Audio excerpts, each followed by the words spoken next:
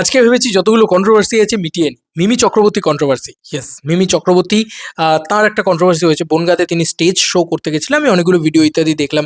সেখানে যে শাস্ত্রী মশাই রয়েছেন তিনি আবার বলেছেন মিমি চক্রবর্তীকে নাকি উনি ছেড়ে দেবেন না, উনি ছেড়ে কথা বলবেন না, ঠিক আছে, ইত্যাদি ইত্যাদি। মিমি চক্রবর্তীর স্টেটমেন্ট আবার ডিফারেন্ট। সে বলছে যে সে টাইমেই এসেছিল। কে ঠিক কে ভুল কি করে বুঝবো বলো? সেটা তো তাদের ব্যক্তিগতই ব্যাপার। কিন্তু একটা জিনিস আমার যেটা মনে হয়েছে এই কন্ট্রোভার্সির চক্করে, ভিউজ ভালো আছে ভাই, তাই জন্য নেমে পড়েছি মার্কেটে। যাই হোক, যেটা বলার আছে, প্রথম পয়েন্ট হচ্ছে যে দেখো, আমি একটু কথা বলবোই এটাকে নিয়ে। আমার মনে হলো যে দেখো, আমি অনেকদিন ধরে সৃঞ্জয়দার সাথে এটাকে নিয়ে করছিলাম, ইয়ার্কি মারছিলাম। তারপরে যাই হোক মনে হলো যে না, একটু কথা বলি, দুটো ভিউজ আসবে যদি আসে। যদি না আসে, যদি ফ্লপ খায় ভিডিওটা, তার থেকে কষ্ট আর আমি কিছুতে পাবো না। যাই হোক, যেটা বলা সেটা হচ্ছে যে মিমি চক্রবর্তী একজন স্বনামধন্য অভিনেত্রী এবং বড় অভিনেত্রী।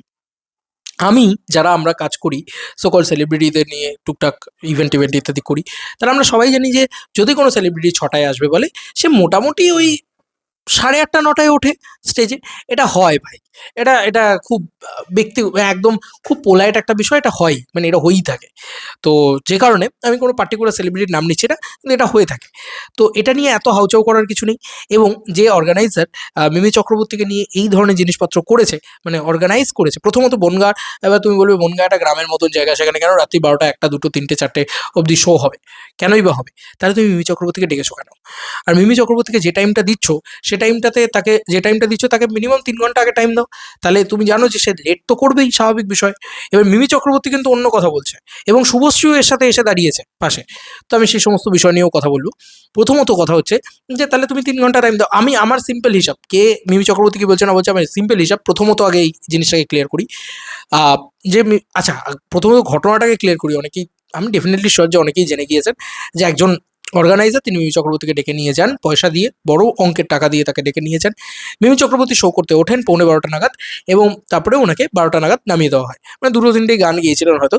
এবং তারপরে সেই পার্টিকুলার অর্গানাইজার ওঠেন, একদম আলাদাই ঔদ্ধত্য নিয়ে ওঠেন, উঠে বলেন যে মিমি চক্রবর্তীকে থ্যাংক ইউ জানাচ্ছি, তাই আর এখানে প্রোগ্রাম শেষ হয়ে গেল, আপনারা এনজয় করেছেন, আই হোপ আপনারা এনজয় করেছেন, এরকম ধরনের একটা স্টেটমেন্ট দেন। এক্সাক্ট কোট করছি না, এরকম ধরনের একটা স্টেটমেন্ট দেন, দিয়ে মিমি চক্রবর্তীকে নামিয়ে দেন। এবং মিমি চক্রবর্তী তখন অপ্রস্তুতে পড়ে যায়, তাকিয়ে থাকে অনেকক্ষণ, দেন তারপরে বলে থ্যাংক ইউ সো মাচ, বলে নেমে যায় মিমি চক্রবর্তী। তো পাবলিক ক্ষুব্ধ হয়েছে, পাবলিকও ওয়ান্স মোর করছিল, পাবলিকও ক্ষুব্ধ হয়েছে বলে আমার ধারণা হয়েছে, আমি অন্তত ভিডিও দেখে যা বুঝতে পেরেছি। তো আমি কার ফরে, মিমি চক্রবর্তীর ফরে না ওই লোকটার ফরে? আমি একটা নিউট্রাল পয়েন্ট অফ ভিউ তুলে ধরি আগে। প্রথমে সবাই জানো যে আমি মিমি চক্রবর্তীর একটুও ভক্ত নই। আমার একদমই, মানে মিমি চক্রবর্তীকে পছন্দ বা এরকম কিছুই না। এবার ব্যাপার হচ্ছে, আমি যেটা এবার বলছিলাম যে একজন সেলিব্রিটিকে তুলে নিয়ে যেতে হলে, সেটা মিমি চক্রবর্তী হোক বা যে কোনো সুপারস্টার, আমি নিজে দেখেছি তারা একটু হলেও লেট করে, এটা খুব স্বাভাবিক বিষয়। তো এটা মাথায় রেখেই তাকে অর্গানাইজটা করা উচিত ছিল। এবারে এই যে অর্গানাইজার, তার বক্তব্য হচ্ছে যে আমার ভাই পুলিশ পারমিশন নেওয়া ছিল 12টা অবধি, তাহলে আমি কেন তাকে স্টেজে কি করে তাকে রাখবো? তো আমার কাছে কথা হচ্ছে, যখন মিমি চক্রবর্তী স্টেজ করছেন, তখন পুলিশ পারমিশনটা হয় রাত্রির 1টা, 1:30, 2টো, 3টে, 4টে এই অবধি রাখা উচিত ছিল, একটু এক্সটেন্ডেড রাখা উচিত ছিল। আর না হলে মিমি চক্রবর্তী যখন স্টেজ করছেন, তখন পুলিশ এসে নিশ্চয়ই সেই স্টেজটাকে বন্ধ করে দিত না। মিমি চক্রবর্তী ওখানে স্টেজ করছেন। মিমি চক্রবর্তী তো এলি তেলি মোহাম্মদ আলী নয়, মানে শি ইজ মিমি চক্রবর্তী। তো ওটা মিমি চক্রবর্তী, মিমি চক্রবর্তী অন্যতম বড় অ্যাক্ট্রেস। এবার তুমি বলবে কি এমন নাম, কি এমন ব্যাপার? আরে ভাই, মিমি চক্রবর্তী হিরোইন, একটা বাংলা ফিল্ম ইন্ডাস্ট্রির হিরোইন, অনেক বছর ধরে তিনি ইন্ডাস্ট্রিতে কাজ করছেন। আজকে শ্রাবন্তী, শুভশ্রী, নুসরাত সবার সাথে মিমি চক্রবর্তীর নামটাও নেওয়া হবে, বুঝতে পারছো? তো মিমি চক্রবর্তী এটা নয়। এবার এটা হচ্ছে অর্গানাইজারের দিক দিয়ে, আমার মনে হয় যে অর্গানাইজারের সেই এটা, এবং অর্গানাইজারের যেটা ভুল সেটা ভুল পাই, সেটা আমার দেখে যেটা মনে হয়েছে, ভিডিওটা দেখে অন্তত খুব খারাপ লেগেছে। আবারও বলছি, এখানে কোনো ফেমিনিজমের মার্কেট নিয়ে আসছি না, যেটা শুভশ্রীও টেনে নিয়ে এসছে, যেটা মিমিও টেনে নিয়ে আসবে হয়তো, যে একজন মহিলাকে অপমান করা হচ্ছে বা ইত্যাদি ইত্যাদি। কিন্তু আমি এই ফেমিনিজমের মার্কেট, এখানে যদি একটা পুরুষকেও যদি এটা বলা হতো, খুব খারাপ লাগতো তারও। যে কোনো শিল্পী এটা খারাপ লাগতে পারে। অর্গানাইজার যখন স্টেজে উঠলেন, উঠে ফাট করে কেন বললেন উনি যে থ্যাংক ইউ সো মাচ মেমেজি এটা? আরে ভাই, একটা শিল্পী শো করছে, তার মাঝখানে তুমি কে উঠে কথা বলার? তুমি তো এটা কথাটা বলতে পারো না। অর্গানাইজারের কিছু কথা খুব আমার, মানে অদ্ভুত, অবাক লাগলো, যে এটা তো পাড়াগাঁয়ের ব্যাপার, এটা তো গ্রাম্য এলাকা, এখানে রাত্রিবেলা আমাদের একটা শৃঙ্খলা রয়েছে, আমরা রাত্রিবেলা করি না। ও মা, রাত্রিবেলা করানো তো মাচা করছো কেন? মাচাতে তো রাত্রিবেলা শিল্পীরা তোমার রাত্রিবেলাই আসবে। তুমি যত জায়গায় আমি মাচা দেখেছি, আমি একটা জাস্ট অম্বিকা কালনায় জিদ্দার বলছি, জিদ্দা কত রাত্রিবেলা উঠেছিল, আমরা পুরোটা মাচাটা দেখতেও পেলাম না, আমরা বাড়ি চলে এসেছিলাম। অনেক রাত্রিবেলা জিদ্দা জিদ্দা মাচা করলে ওরকম রাত্রিবেলা করে ওঠেন, রাত্রিবেলা থাকেন, ওরকম মাচা টাচা করেন। তো তুমি অম্বিকা কালনা কনসা একেবারে একদম শহরে কলকাতা, আর কলকাতা গ্রাম এসব তো ব্যাপারই না। ব্যাপারটা হচ্ছে যে রাত্রিবেলাই সেলিব্রিটিরা মাচা করে। তো এটাতে এত সমস্যার কি আছে? যদি তুমি জানোই যে ভাই সেলিব্রিটি রাত্রে, তোমার কাছে তার মানে কোনো নলেজটাই ক্লিয়ার ছিল না, যে অর্গানাইজার তার কাছে কোনো নলেজটাই ক্লিয়ার ছিল না যে অর্গানাইজার কে, এখন তো তাকে অ্যারেস্ট করা হয়েছে, জেলে ধরা হয়েছে ইত্যাদি, সে সমস্ত পয়েন্ট নিয়ে পরবর্তীকালে আলোচনা করছি। কিন্তু অর্গানাইজারের কাছে এটা ক্লিয়ার ছিল না যে সেলিব্রিটিরা একটু দেরি করেন, সেলিব্রিটিরা রাত্রিবেলা আসেন, এবং মাচাটাও রাত্রির বেলাই হয় অ্যাকচুয়ালিতে। মাচা বা শিল্প যেটাকে যেটাকে স্টেজ শো বলে, সেটা রাত্রিবেলাই হয়। আচ্ছা, এবার উনি তুলনা করছেন কার সাথে? ঋতিকা সেনের সাথে। আরে ঋতিকা সেনের সিনেমাই চলে না ভাই, সিনেমা চলা বাদ দিয়ে দে ভাই, ঋতিকা সেনকে ভুলেই গেছে লোকে। ঋতিকা সেন লাস্ট বরবাদে লোকে মনে রেখেছিল, কোন ছবিতে তাকে, কোন হিরোইন হিসেবে তাকে মনে রেখেছে। আর মিমি চক্রবর্তী দুষ্টু কোকিল থেকে শুরু করে আজকে রক্তবিষ্টু থেকে শুরু করে, মানে বড় বড় ছবিতে মিমি চক্রবর্তী পার্ট। ইয়ার কি হচ্ছে নাকি? এবার তুমি বলবে ওর নিজের দমে কনসার্ট, তবু মিমি চক্রবর্তী মিমি চক্রবর্তী, ওটা মানতে হবে না। একজন একটা হিরোইন, একটা অ্যাক্ট্রেস, একটা বড় অ্যাক্ট্রেস, ঋতিকা সেনের সাথে মিমি চক্রবর্তীর তুলনা হয় না। দুজনের সমমাত্রার সুপারস্টার নয়, দুজনের সমমাত্রার হিরোইন নয়, বুঝতে হবে। এটা এই জায়গাটা বুঝতে হবে। তো আমি কিন্তু এক্ষেত্রে এই পয়েন্টটাতে মিমি চক্রবর্তীকেই সাপোর্ট করছি, যে একজন, এবং তার যে অনেকের কথা বলার টোন হয়, তো যে লোকটি উঠে এলেন, উঠে এসে হট করে এরমভাবে একটা এরমভাবে এসে দাঁড়িয়ে মিমি চক্রবর্তীকে দুম করে একটা কথা বলছে বা ইয়ে করছে, ওই টোনটাই খুব খারাপ ছিল। অ্যাড্রেস করার টোনটা, যে দাঙ্গু সমাজ এরকম একটা একটা একটা হয় না, যে একটা একটা ঔদ্ধত্য ছিল টোনটার ভিতরে, খুব খারাপ লেগেছে সেটা। এবার পয়েন্ট হচ্ছে উনি কি করতে পারতেন। দেখো, উনি এটা আরামসে করতে পারতেন, যে মিমির টিমকে, এবার উনি বলবে যে আমার তো কোনো বাউন্সার তো আমাকে কাছে ঘেঁচতেই দিচ্ছিল না, স্বাভাবিক। এবার তুমি বলবে বাউন্সার কেন নিয়ে যায়? আরে উনি একজন নায়িকা, আর নায়িকার থেকেও বড় কথা, শুধু নায়িকা নয়, উনি একজন মহিলা। একটা মহিলাকে কোথায় কোথায় মানুষরা হাত দিতে পারে, বা কি কি মানে অসভ্যতা তার সাথে হতে পারে, সেটা মানে এটা হতেই পারে, এটা এমন নতুন কিছু নয়। কিন্তু মিমি চক্রবর্তী বলেছে তাকে নাকি রেপ থ্রেট দেওয়া হয়েছে, মানে এর তরফ থেকে দেওয়া হয়েছে না, তখন সে প্রতিবাদ করেছিল। আর ওটা মিমি চক্রবর্তী ভাই, হালকায় নিলে চলবে না। মিমি চক্রবর্তী এমনিতেই একটু প্রতিবাদী, একটু একটু ইয়ে, একটু হয় না যে একটা আলফা ফিমেল, আলফা মেল নয়, আলফা ফিমেল। ঠিক আছে, যাই হোক। তো ব্যাপারটা হচ্ছে, এবার দেখো মিমি চক্রবর্তী ওখানে উঠেছে, এবার উনি কি করতে পারতেন? উনি আলাদা করে মিমি চক্রবর্তীকে ডেকে কথা বলতে পারতেন। এবার তুমি বলবে যে মিমি চক্রবর্তীকে তো টাকাই যাচ্ছে না, কারণ বাউন্সার তো মিমি চক্রবর্তীর সাথে কথাই বলতে দিচ্ছে না। আরে বাউন্সারকে অ্যাটলিস্ট বলতে হতো যে মিমিদিকে একটু বলে দাও, বা মিমি চক্রবর্তী ম্যামকে একটু বলে দাও, ম্যাম মিমি চক্রবর্তীকে বা আহ, মিমি ম্যামকে একটুখানি বলে দাও। শুনতে খুব খারাপ লাগলো, যাই হোক। বিষয়টা হচ্ছে তাকে একটু বলে দাও যে আমার তো এত অবধি পারমিশন, এই আমার প্রবলেম হচ্ছে, এত অবধি আমার পারমিশন, পুলিশ পারমিশন করা আছে, তারপরে তো নেই, আমি কি করবো তাহলে? এরকম একটা আলোচনা করে নিতে পারতো তারা। আচ্ছা, এবার তুমি বলবে মিমি মিমি তো শুনতো না, মিমির সাথে হয়তো ঘেসতো না, বা মিমির হয়তো অ্যারোগেন্সি ছিল ইত্যাদি এই ধরনের জিনিসপত্র। এবার তাহলে তুমি বলো যে তাহলে উনি মাইকটা হাতে নিয়ে কথাটা বলতে বলতে উঠেছেন স্টেজে, তাহলে উনি মাইকটা হাতে নিয়েই একবার বলতে পারতেন, আমি মিমি চক্রবর্তীকে একটু অনুরোধ করব যে প্লিজ একটু স্টেজের পাশে আসবেন, আপনার সাথে খুব গুরুত্বপূর্ণ কিছু কথা রয়েছে, খুব জরুরি একটা আহ, প্রয়োজন পড়েছে, এরম ধরনের ভাবে বলতে পারতেন। এই টোনটা একটা ভালো টোন ছিল। নিশ্চয়ই মিমি চক্রবর্তী গিয়ে তার সাথে কথাটা বলতেন, বলতেন হয়তো মিমি চক্রবর্তী ঠিক আছে আমি একটা গান গেয়ে আপনার সাথে কথা বলতে যাচ্ছি, এটা বলতে পারতেন।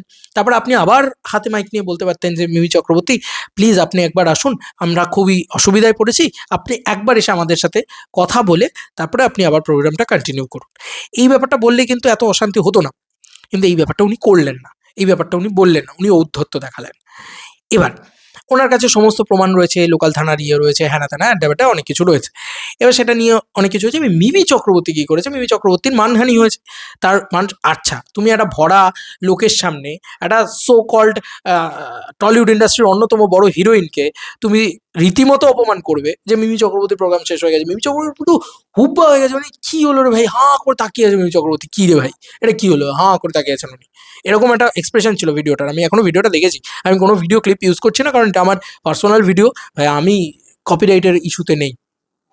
তো যাই হোক, মিমি চক্রবর্তী এবার বাড়ি যায় এবং ইনস্টাগ্রামে পোস্ট করেই ব্যাপারটা থেমে থাকেনি। ব্যাপারটা হচ্ছে মানহানির মামলা ঠুকে দেয়, এবং শুধু মানহানির মামলা ঠুকেছে না, আরও কিছু মামলা ফামলা ঠুকেছে মিমি চক্রবর্তী, আরও কিছু কেস ঠুকে দিয়েছে এই ভদ্রলোকের এগেনস্টে। এবার তারপরে এই ভদ্রলোক অদ্ভুত নাটক শুরু করে দিয়েছে ভাই। এই ভদ্রলোক, আমি দেখলাম হসপিটাল, মানে জেলের যে হসপিটাল, সেখানে গিয়ে উনি নাটক করছেন।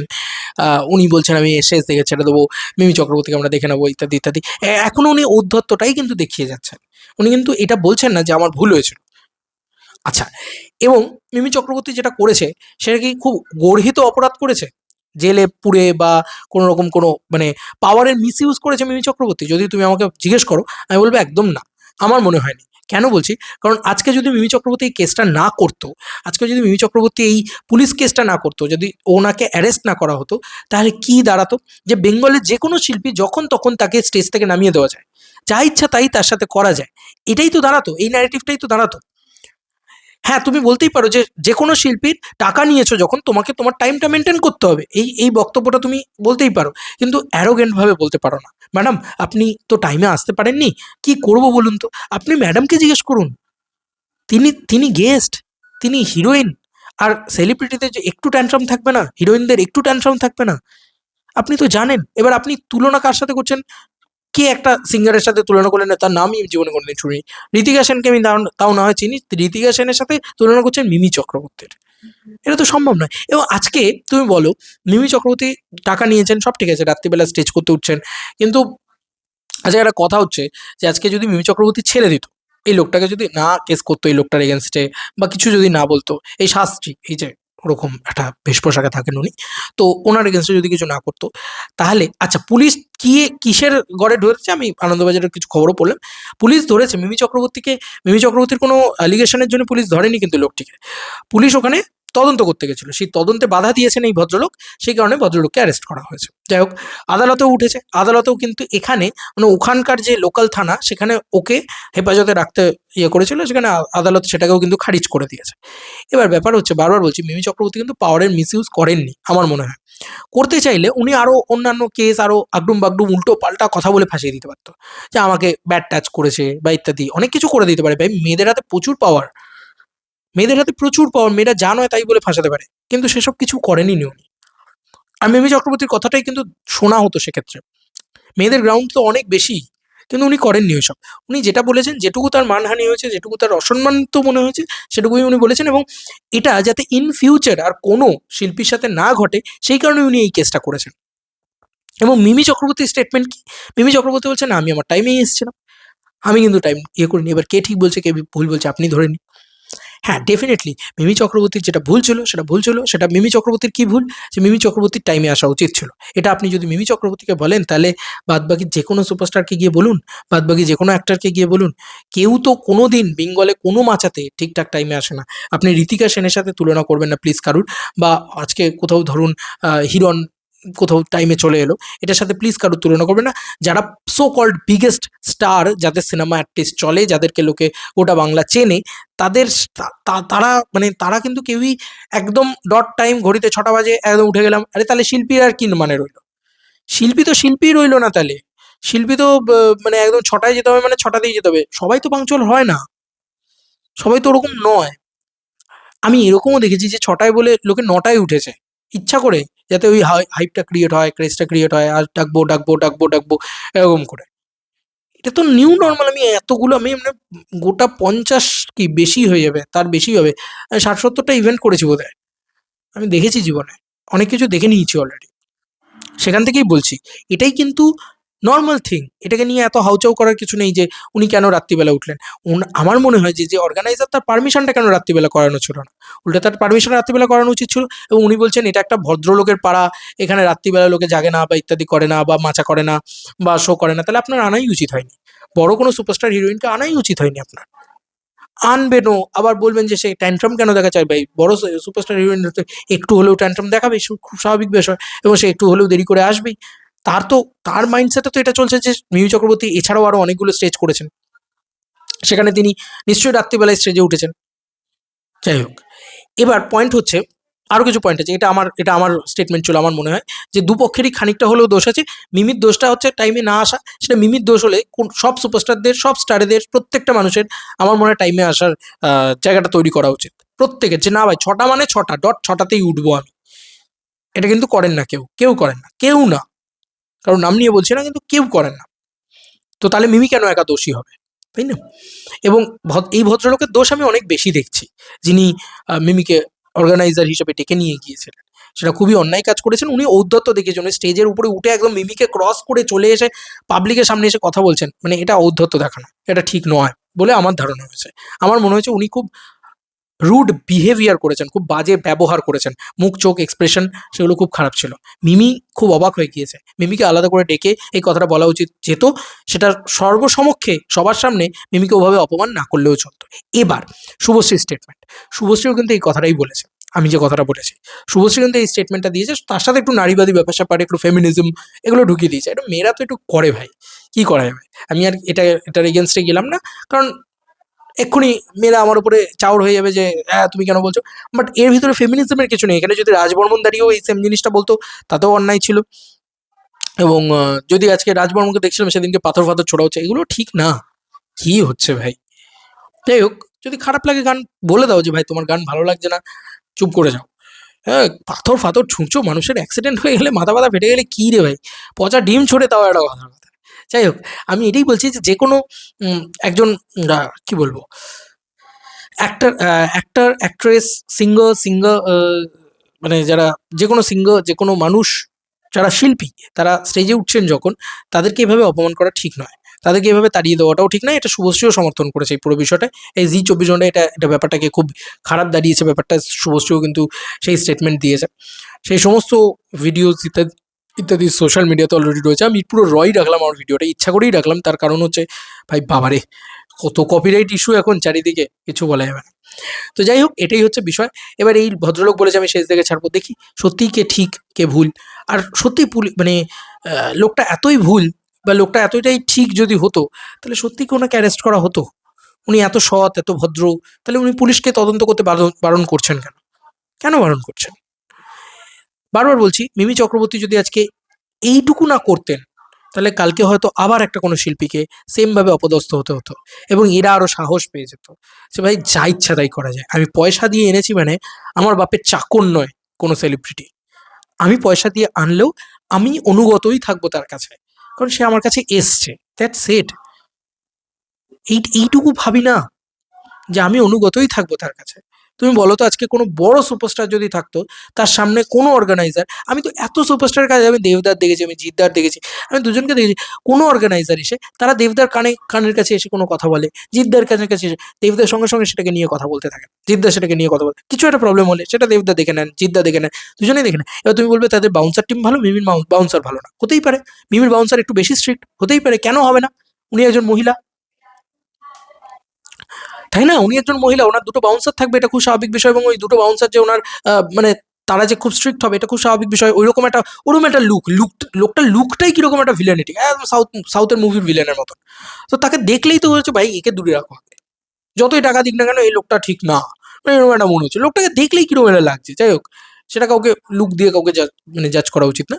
কিন্তু বারবার বলছি যে ওনার আলাদা করে মিমি চক্রবর্তীকে মাইকে বলা উচিত, মিমি চক্রবর্তী প্লিজ একবার শুনবেন, আমরা একটা সমস্যায় পড়েছি, আপনি একটু আমাদের রক্ষা করবেন বা একটু বাঁচাবেন। এইভাবে যদি বলতো, কোনো দিন, সেই ভিডিও তো আমিও দেখেছি, যে ভিডিও মিমি চক্রবর্তীকে যেভাবে অপমান করা হচ্ছে অন স্টেজ, তা ডেকে নিয়ে যাওয়ার তো কোনো মানে নেই, ডেকে নিয়ে গিয়ে অপমান করার, কি অদ্ভুত কথা। এবং ওনার এই মানে রাত্রিবেলার পারমিশন, পুলিশ কিচ্ছু বলতো না যদি 12টার পরেও ইভেন্ট করতেন ওখানে। এবং অত মানুষ ওখানে বসেছিলেন, ওয়ান্স মোর সবাই চাইছিলেন মিমি চক্রবর্তীকে নামিয়ে দেওয়া হলো, মিমি চক্রবর্তীকে সেখান থেকে। এটা তো ঠিক না, এটা তো ঠিক না। আমি আমার মতামতটা শেয়ার করলাম, তোমাদের আর কি মতামত আমি অবশ্যই জানতে চাইবো। শুভশ্রী মিমিকে সাপোর্ট করেছে এক্ষেত্রে। সবাই যে কোনো, আমার মনে হয় যে কোনো ভদ্রলোক এই লোকটাকে দেখলে ঠিক একটু অনীহাই দেখাবেন। এবং চরম মিমির হেটার, সেও কি মিমি চক্রবর্তী ভুল করলেন সেটা অবশ্যই জানাবে। তোমাদের মতামতটা জানাবে কমেন্ট সেকশনে, আমি আমার মতামতটা দিলাম। চলো বন্ধুরা, নতুন কোনো ভিডিওতে দেখা হবে, বাই।